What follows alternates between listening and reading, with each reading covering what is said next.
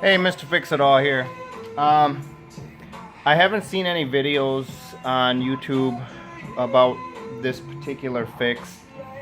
There's a right way to do this and a wrong way to do it. Well, I'm going to try and work with the wrong way. Not the best way to do it, but this particular vehicle is a 2005 Jeep Grand Cherokee with the 3.7. What's happened is we had no compression in cylinders number 3 and 5, or yeah, 3 and 5. So I fixed the other side. We had no compression in cylinder number 2. It was the rocker slipped because the lifter failed. The spring inside the lifter completely disintegrated itself and it decompressed and the rocker slid out. That happens quite frequently on these things. It's one of their problems. But here's the cam, and this is actually a new used cam. It blew all the caps. All the caps for the cam had fractured and caused a whole bunch of gobbledygook to occur. So if you excuse my French when I say gobbledygook, it was bad.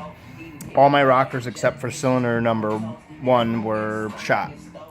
I bought a head from a boneyard and they sold it to me with no guarantees that the components to the head were good, that the head was not cracked or warped.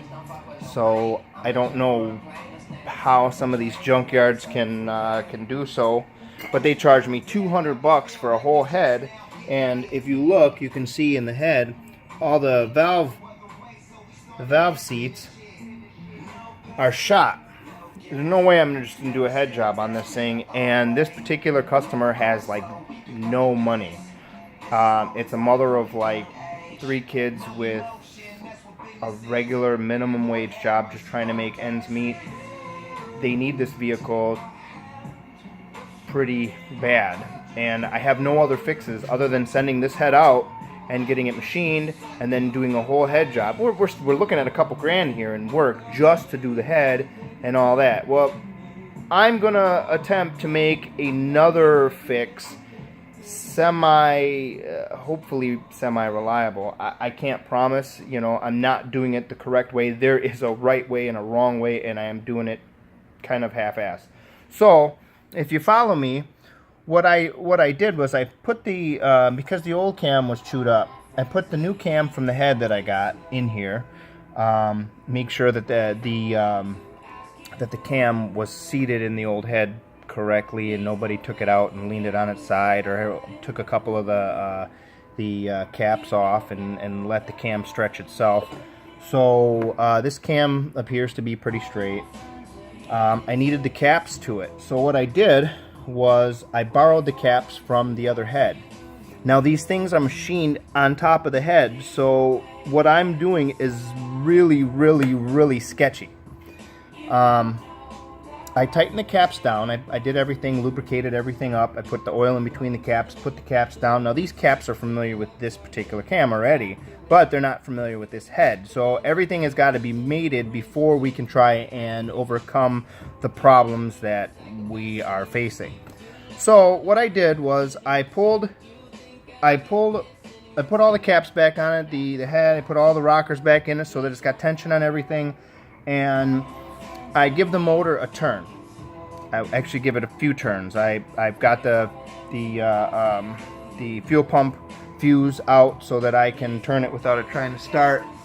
And what I'm doing is I'm turning it over as if this cam was already installed and done, ready to go, torqued and everything.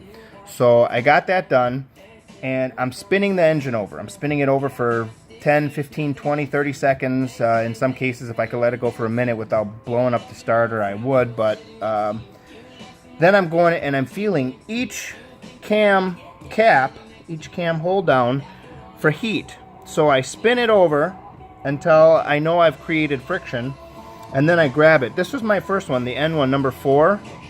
Well, it's number 4 because that's what it's labeled on the cap. Well, I grabbed that one. That one was hot. So I slowly tried to machine it with my cordless drill and a piece of sandpaper and a socket, you know, just ran it through so that all of my marks, because the cam will scratch that cap and you can see where it's making contact. So I did that. I got that in there. I did number 4, which is the N1 on this side. It's not number 4, it's number 5 technically. But I did the end cap, got that one. Now the middle cap has started heating up when I turn it over. So now I took that out and I did that. Then this one started heating up. So I did the same thing. I pulled it out. And I used a really round piece of a socket with some sandpaper on it, and then I polished it up with my with some steel wool on the end of a drill, or my high-speed right angle grinder thing. Anyway, so that's nice and shiny. It's nice and smooth. It's close to center, but here's what I did that's going to do the last little bit of trying to help mate this out. I don't recommend this if you're just trying to make your car, you know, perfect, but I use some valve grinding compound. The valve grinding compound will act as its own, it's going to help try to seat the cam, the caps, and the head all together. You have to try and get all of it back out. It's going to be hard. It's almost next to impossible. I don't recommend this if you're trying to do this fix the correct way. This is not the correct way to fix it. However, I'm hoping that I can mate this cam and the caps and the head back together sufficiently enough for this person to get, you know, a few more 1,000 miles out of this vehicle before they sell it and buy a new one. Tax season is still like 6 months away, so hopefully we can get 6 months out of this vehicle. There's no promises, there's no guarantees. This is definitely not the correct way to do it, but if you've got the situation and you're in a pinch, that's my take on what I'm doing. Basically, I'm just new caps, new cam, trying to get them all to mate correctly. So I used you know, something that was very, very close to the diameter already of the caps and the cam. And once I had that, then I polished it up with the steel wool and my high-speed right angle cut-off wheel type deal.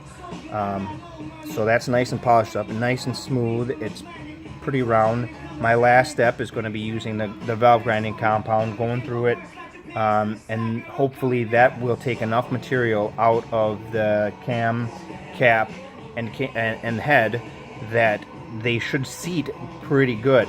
The one thing you don't want to do is you don't want to put this cap on it and it rocks back and forth, because that means it's sitting on the cam and not sitting on its perch.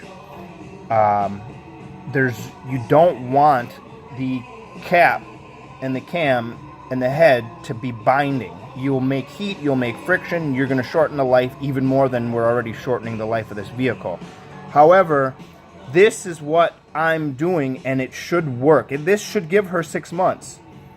And I say should, but this isn't the right way to do it. So if you have this situation, take your time, do it to the best of your ability. Once I tighten this cap down and I spin this motor over, I'm going to come here and I'm going to grab every perch and try and feel for heat. And now I've got the last two that aren't making any heat anymore, and now it was this one. So as you start to get this cam acclimated to this head and the caps, you're going to have to tweak each one multiple times. That's what I'm doing. That should be your fix. It's not the right way to do it, but in a perfect world, you know, everybody's got money, so you can understand that this isn't a perfect world. So I'm Mr. Fix-It-All. I'm trying to give you a little bit of advice. If you have this situation, if you have this problem, this could fix it. This could not. This isn't the right way to do it, but what are you going to do? So, let me know if you have any other tricks. This one will probably be done by then, but if you have any other ideas, if you had any thing like this happen and you're trying to find some answers, you can go ahead and leave a comment.